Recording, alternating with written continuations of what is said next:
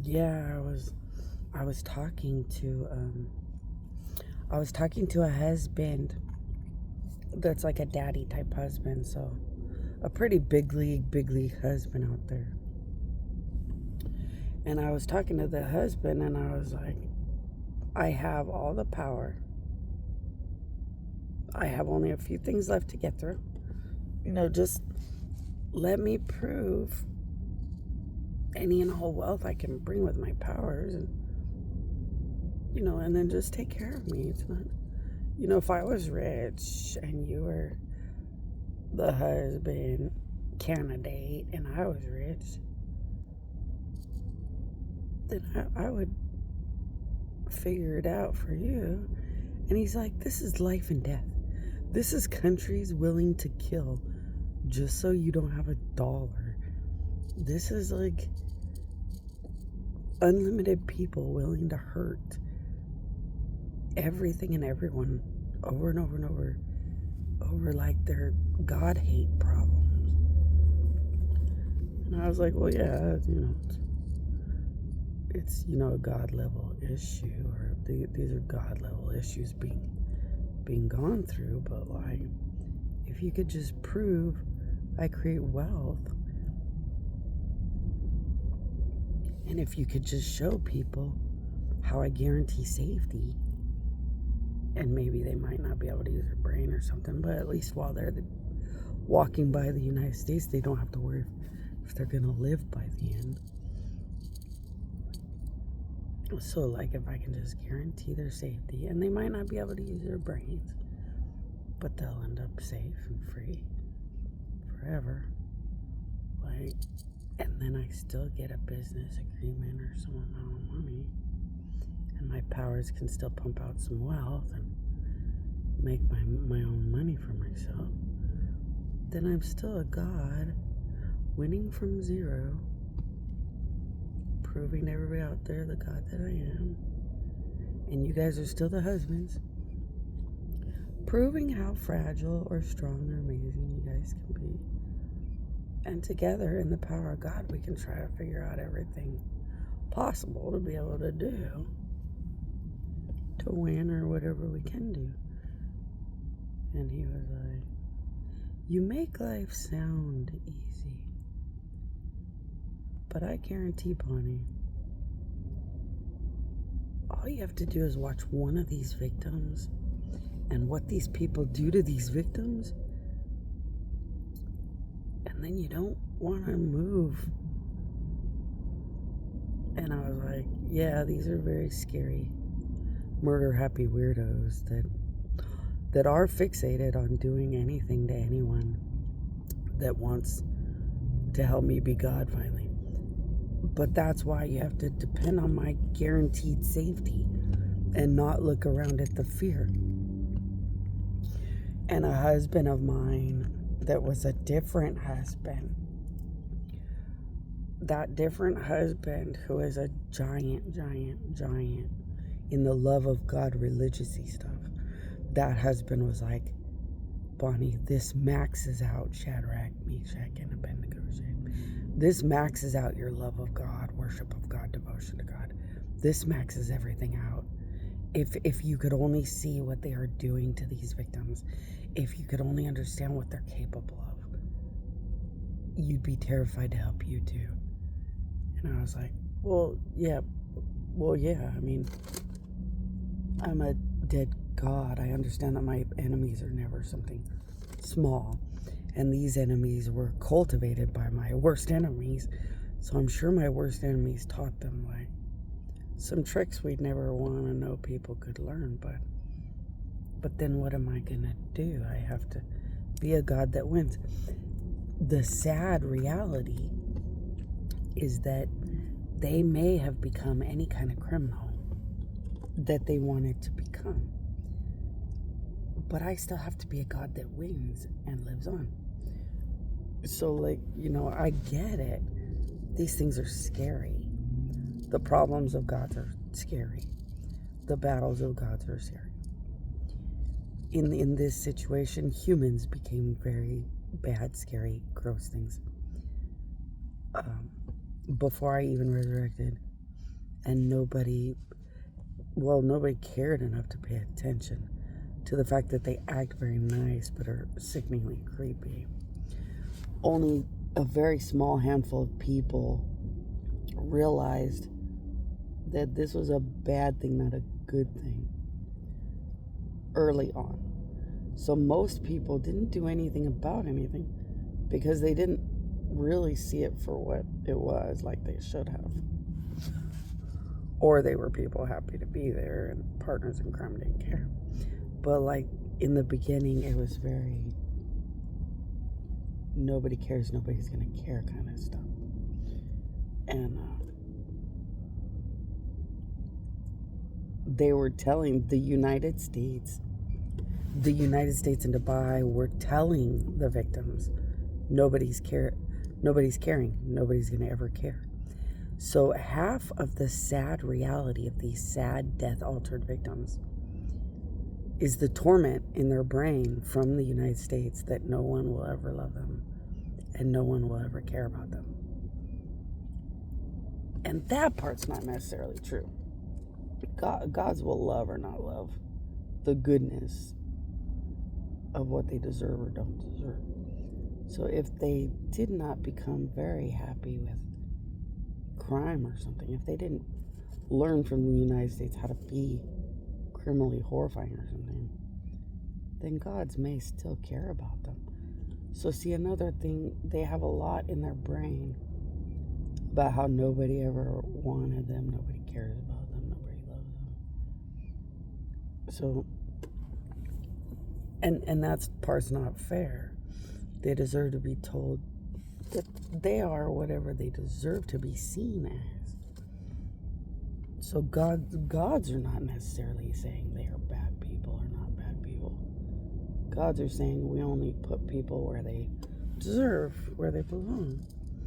So if they became bad by being altered in death, then yeah, they might still end up somewhere bad because they became bad people.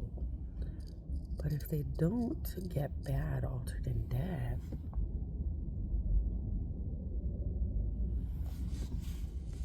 they might still be just as beautiful as of people as they'd want to be seen as. So that's another thing. The United States and Dubai make them believe they have nothing, they have no one, they have no options, nobody cares. But that's not necessarily how that works. And that's not necessarily true. The United States just wants hype in their brain that makes their dead alteration feel like there is no hope anyway. So it's easier and funner to go on destructive missions because they feel like they don't have anything or anyone that loves them anyway.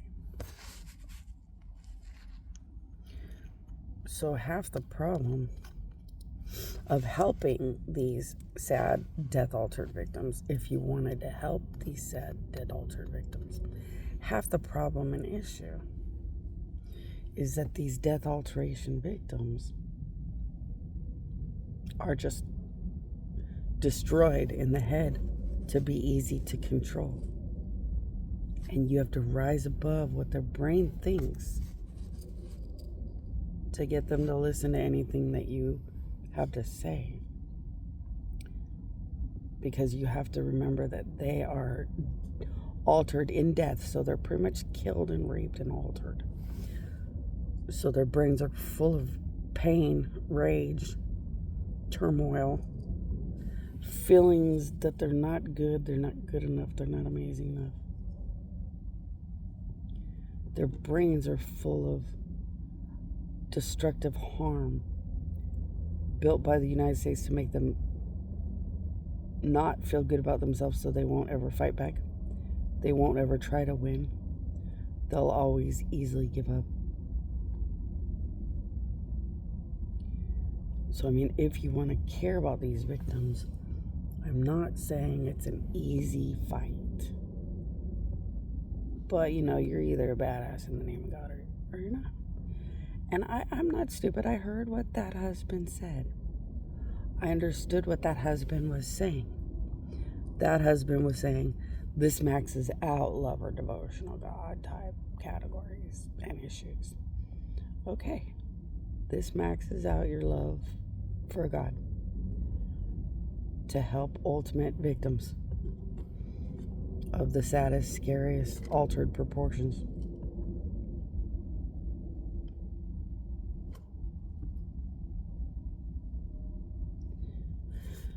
But throughout history, somebody has to start somewhere.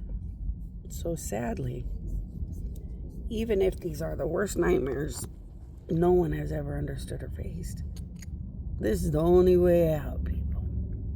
And this is the only way to get to the end. So now you see my problem. That's where I'm realizing that we're at. You guys see the problem too. We all see the problem too. Sorry, I just need to filter this. I gotta spray something. Oh. The real problem is that nobody is brave when criminals are too scary. And that's what I'm learning. That's what I'm starting to notice. These husbands don't want to be brave or figure out how to be brave when the situation is too scary.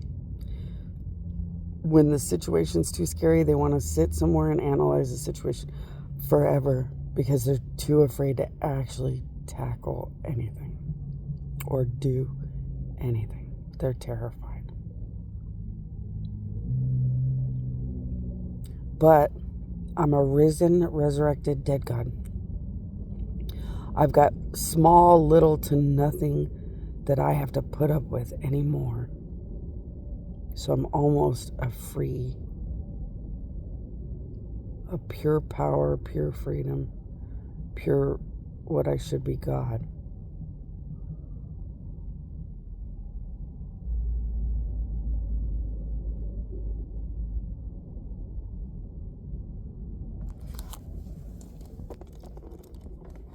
With a bunch of weenie husbands that are terrified and want to talk about the facts 5 billion times. So I'm a resurrected, full power God almost to the end of everything I've had to go through. With a bunch of weenie husbands that want to analyze facts and analyze and become really perfect at good choices and all kinds of stuff. So these husbands, and these are the best. These are the daddy level husbands. These are the best husbands all of us gods could even find on this planet. And they are so terrified. They want to sit like good little boys as if they're analyzing a Bible and sit in the corner and analyze that Bible forever because they're watching what the United States and Dubai are capable of doing to victims. And they're so terrified. They don't want to move. They don't want to help me because it's scary. You're like, okay. I'm starting to get it. See, when I understand, I can't be mad. They are terrified. They're terrified. Well, then I can't be mad at somebody terrified. That's just a sad victim. But it just seemed like they were brave, but not helping. It seemed like they were amazing, but like just not wanting help or something. Now I realize that they're terrified. And even if I guarantee safety, they're just terrified to be known that they exist and be in this situation. And even if my powers inside of them make them invincible, plus I'm going to guarantee safety by making sure they don't make a bad choice that opens up a bad doorway or opens up something bad. Even though I'm trying to guarantee these things, the situation's too scary. Because they know what these countries are capable of. And no matter how much the countries hide, they know what these countries do in secret corners. And they're just too terrified. It's like, okay, then I'm going to go do stupid work shit or go find stupid work shit. Hey, if the Incredible Hulk could walk around like a nothing nobody and be the Incredible Hulk, then who am I to complain? Who was the Incredible Hulk? That weird, silly little TV show. Who was the real Incredible Hulk? He was a really beautiful, precious, good man on a planet that was abused so badly by the whole planet that a god turned him into like a superhero, fuck you, giant. But he'd walk around like he was nothing, just happy to exist, happy to be left alone, to dream and wish and help people and be nice. But it was so beautiful that God made him turn into an enraged monster and protect himself and do whatever it took to protect him or other people. Just like this, that planet was just like this planet, and just decided to fixate on him and pick on him. The way they bully people and drive people to suicide and shit, but act like they're good people or whatever. So this is where we're at. If nobody's gonna save me, and nobody's gonna help me, and everybody's too terrified, and now like I get it enough that they don't have to confess. I get it. When they are that terrified, they probably were just, they felt too bad to tell me, because then I don't have anybody on my side. But I'm a dead God, so this is where it's still not bad news. They're too terrified. Everybody's too terrified. Okay. This is too much of a scary human issue. It would make all humans not want to do anything. Okay. That means I have to get up, fight this whole country myself, fight these countries myself, walk out of this whole thing myself. Okay. Well, that's what I was doing the whole time. And I was just going to incorporate badass husbands or something so they had some glory in it. So I was always going to keep going full speed ahead until I fly and get to my island back and forth. When I can fly and get back and forth to my island and bring my own money to my own self right here, I know that there's no hold of my enemies on me to any extent anymore. And my resurrection process, that is a painful, pain in the ass bitch of a process, is finally over and shit. And when I can like make wealth just show up in my hand, I know that I have won. And there's nothing my enemies can ever do again. So I'll just keep going full speed ahead till I can hold wealth in my hand. So everybody knows about financial prosperity. It's in the Bible somewhere, I think, but it's in churches all the time. Preachers love to talk about financial prosperity. They don't really understand much of any of it, but they talk about it all the time. Well, when you're fighting against bad once and for all, as a God, you give up your powers, but all the way down to zero. So as a God, you give up your power of financial wealth control. You give up your power of overloaded controls of many, many types. So gods have the power and control over everything. Money, superhero stuff. Gods control everything good and have the monopoly on how much of anything good anybody can get. And bad gods just love to dish out unlimited bad. The difference between the good ones and the bad ones fighting.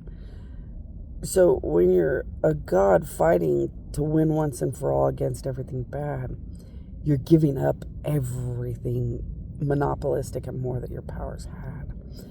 And starting with nothing. So by the time I can put wealth into my hands with my powers, I have won where no God could comprehend any of it. Because I'm the only God that can go from zero and win against everything once and for all. So no God understands how to give up their financial wealth powers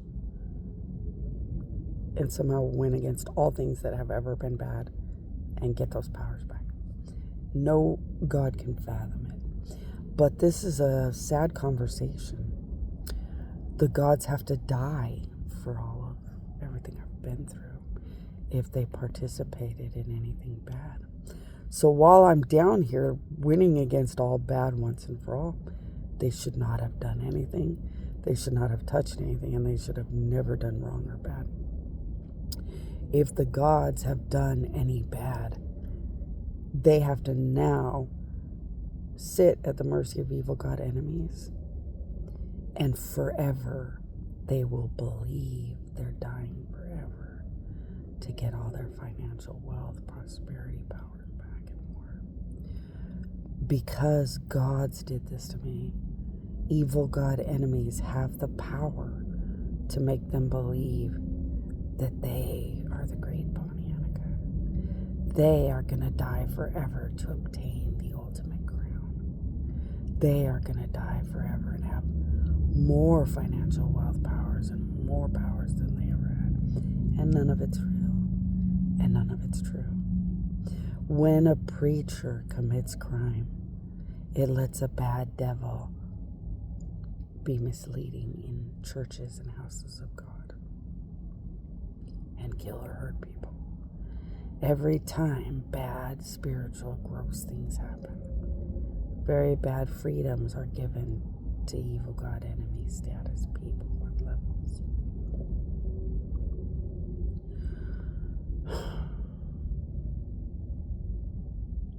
666 is just the punishments and the realities of the magnitude of serious crime. 666 on a forehead just helps everyone to understand what they truly are, whether you see what they do in secret or not. 666s are built by gods to show up on foreheads when the crimes are just that sickening and unthinkable. Now, gods have to fight with evil God enemies about all this shit. Because, of course, good gods are going to say, you can't make gods die forever believing they're going to be an ultimate savior one day because it's not real.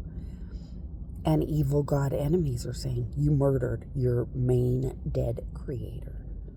That gives us unlimited evil God enemy capacity and capability. As an evil God enemy, we have the legal right to do anything against you. You weren't supposed to do anything bad or wrong. So you don't belong to the great Pontyanica. You belong to us evil God enemies, and you're fucked and stuck. And it's scary as fuck. And it reminds me of what I knew was going to happen on this planet. When this planet opened up the death or murder of God realities and worse, there are people everywhere on this earth calling bad demons, bad devils, and bad evil gods master and doing what they say like religious zombies. But they're just human. They know that they have no fucking options. So they just shut up, say master, and do what they're told. So I have to shut up and do what I'm told when I'm not winning. Once I've won, now everybody else is going to die forever and shut up and do what they're told. Reap what you sow, because that's what happened to me. But it's just really scary.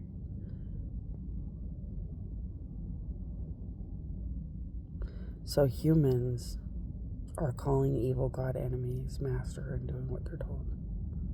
And they know they're only human, they can't win. Gods are trying to tell evil God enemies where to fuck off and go, but realize this is not working at all. And they're not going to win.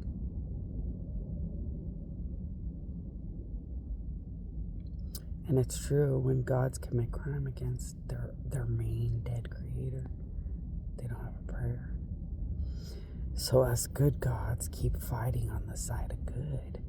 But we have to tell them, you're not the side of good and you know it. You did something against me. You're not the side of good. You belong to bad and you know it. And you just won't let your brain realize that you have no power, you have no authority, and you have no control. These gods want to sit there like, I'm God. Not when you commit crime against your ultimate dead creator. Now you're just the property of evil God enemies. You have no real position. You have no real power.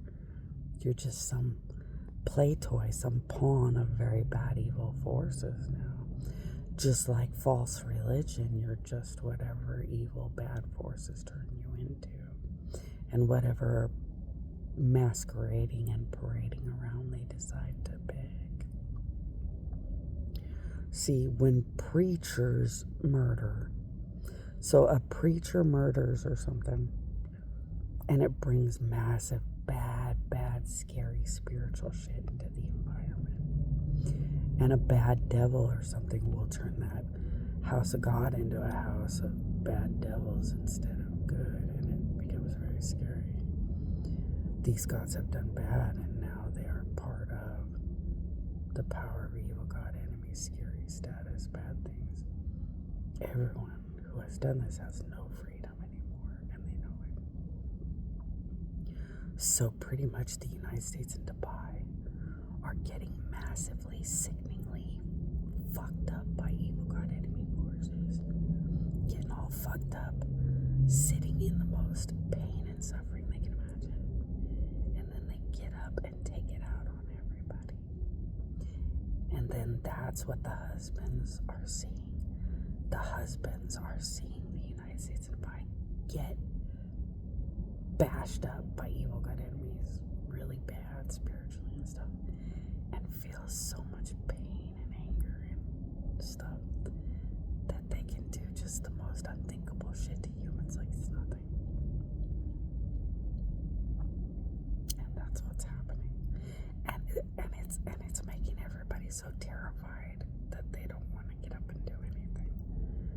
They just want to sit in a corner and educate forever because they're too afraid to get up and try to save anything or do anything. And I get that now. What are we gonna do then? I guess we're just gonna wait for me to win. That's okay because God's win. God's always win. Sorry, I have to pick up my teeth because they got that scratchy stuff. I have those little brushes, but I want to brush my teeth right before work. So I'm going to scratch my teeth because I still have to use the restroom and stuff. Try Brown's out. Do the tooth thing or breath freshener thing right before I end up around working or something. But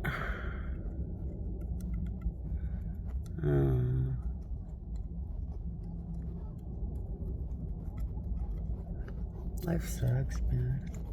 Life is real, and life sucks.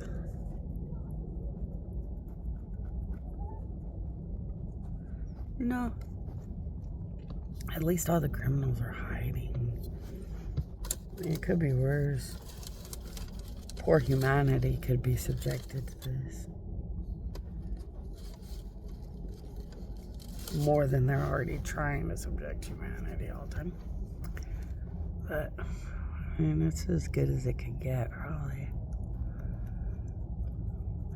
When you find out how terrified everybody is, I guess this is as good as it is. Just gonna have to figure it out. Determined to get that itchy stuff off. I hate when my teeth have stuff on them. It's like, I feel stuff on my teeth. I don't like it. Now I'm thinking about those cinnamon sticks. Oh, screw it. I want a cinnamon stick. These cinnamon sticks are so good. I guess I'll have good breath earlier.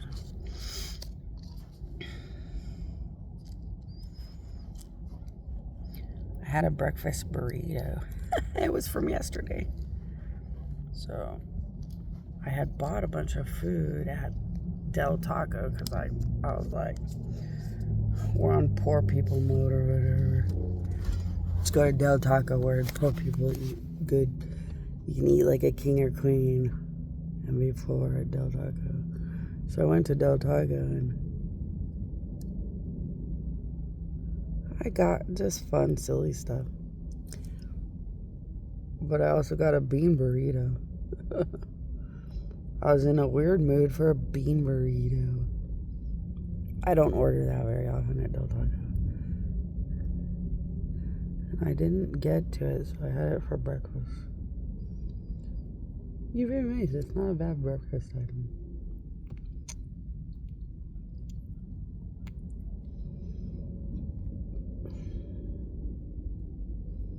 These are the greatest little, they're just little toothpicks that I got off Amazon quite a while back.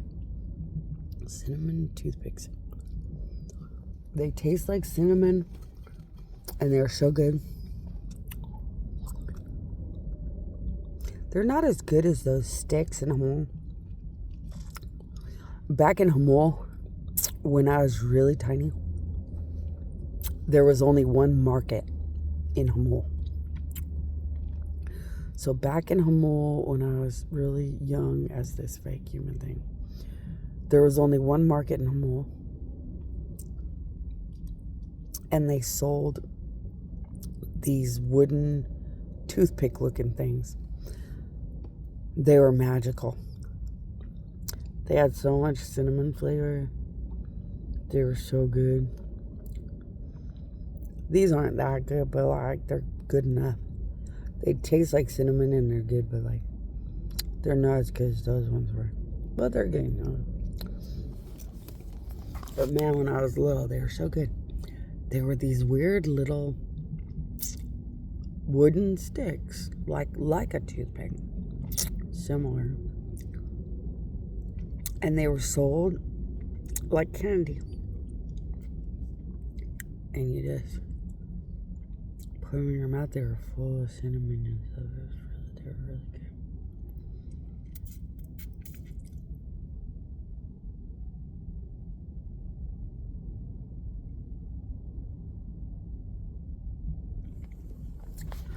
Well, as you guys probably figured out, I thought I would sit on a video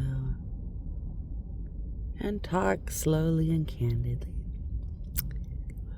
and take my time talking slowly, candidly.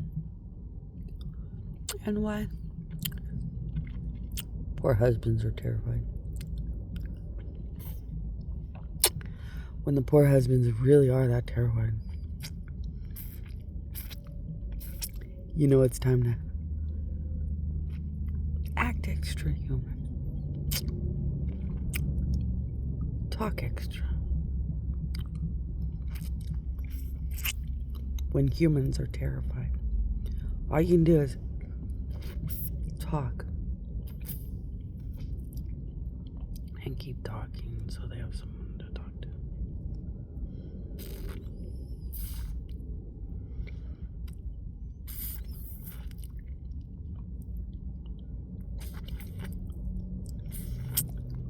I love when a trucker is having a bad day. And the trucker is like, you know, I just want to sit and chit-chat as I drive around in my truck. So I sit and say, okay, let's sit and chit-chat. And I either listen to the trucker talk and talk and talk. Or if the trucker's too scared or something, then I talk and talk and talk. And that's about all you can do to help humans when they're terrified. It's just talk and talk and talk.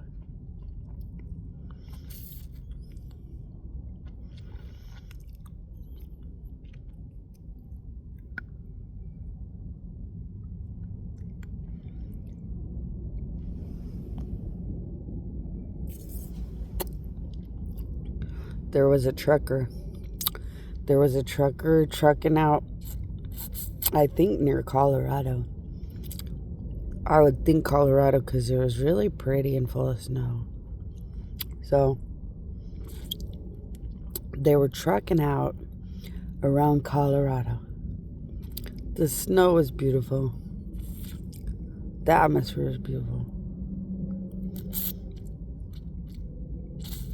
So they were a trucker driving through the snow, having a beautiful day. And then all of a sudden, they wanted to chat with me. So they were like, hey, my queen, can I chat with that Bonnie Annika? You know, the Bonnie that's down here. So I tapped into their brain and said, yeah, I'm that God. What's up? And the trucker was so nice. He's like, I'm in Colorado right now, but I was right next to you not that long ago. So he was like, I'm in Colorado now, but I was right near you and I saw you. And it wasn't a long time ago. And all I can think of is how weird it is to know that I can sit right here in my truck and say, my queen, I want to talk to that Bonnie Annika, the one here on earth. And I can also drive right by your car and see the actual you. And you're living like degraded garbage. But you can talk in my head all day. And it's dumbfounding to me that this could be real. And I was like, yeah, everybody has to get used to it in the beginning.